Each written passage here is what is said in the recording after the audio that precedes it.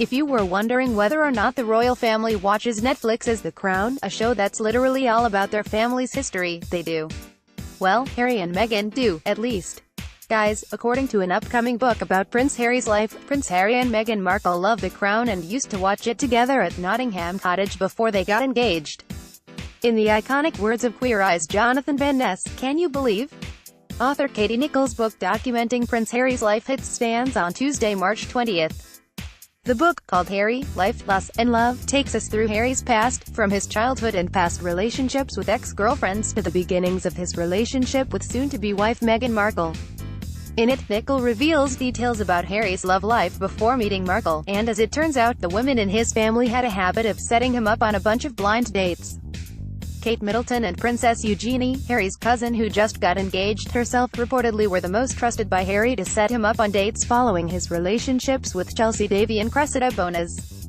Once he started dating Markle in 2016, however, things got serious pretty quickly. Markle ended up spending a lot of time at Nottingham Cottage at Kensington Palace, and that's when they would hang out at home watching The Crown together. You all do realize it's totally possible Prince Harry will be a character on The Crown eventually, right? Knowing he watches the show is huge information. Chris Jackson, Getty Images Entertainment. Getty Images. Knowing the couple casually hangs out at home and watches this show gives me so much life. Nottingham Cottage is a small house on the grounds of Kensington Palace.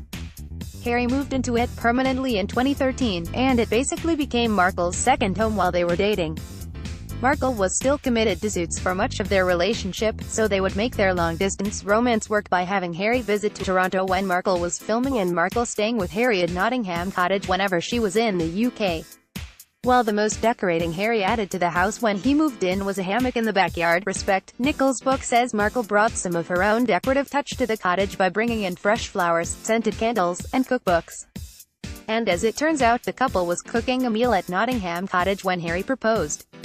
In an interview with BBC News the day of their engagement, Harry and Meghan described how the romantic moment went down in the privacy of their home. "It happened a few weeks ago, earlier this month, here at our cottage," Harry said. "Just a standard, typical night for us," Markle chimed in. "Just a cozy night, it was. What were we doing? Roasting chicken and roasting a chicken," Harry added. "Trying to roast a chicken," Markle gushed. "Trying to roast a chicken and it just an amazing surprise. It was so sweet and natural and very romantic."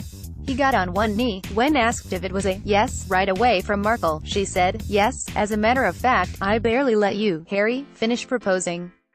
I said, 'Can I say yes now?'" Harry added. "She didn't even let me finish. She said, 'Can I say yes? Can I say yes?' And then there were hugs and I had the ring in my finger and I was like, 'Can I give you the ring?' She goes, 'Oh yes, the ring.' What a night." Do you think they were watching The Crown when he proposed? I would if that were true. Also, if it is true, I need to know which episode they were watching right now immediately.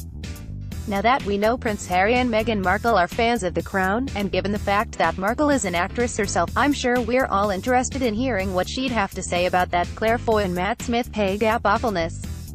In case you missed it, Matt Smith was paid more than Claire Foy for their work on The Crown despite the fact that Foy played the titular character. Unfortunately for us, the royal family isn't really allowed to comment on political issues, so we'll likely never know. But considering the fact that Markle has been a strong advocate for women's rights over the years and intends to continue that advocacy for gender equality through the Royal Foundation, I bet she has some opinions. Giffy.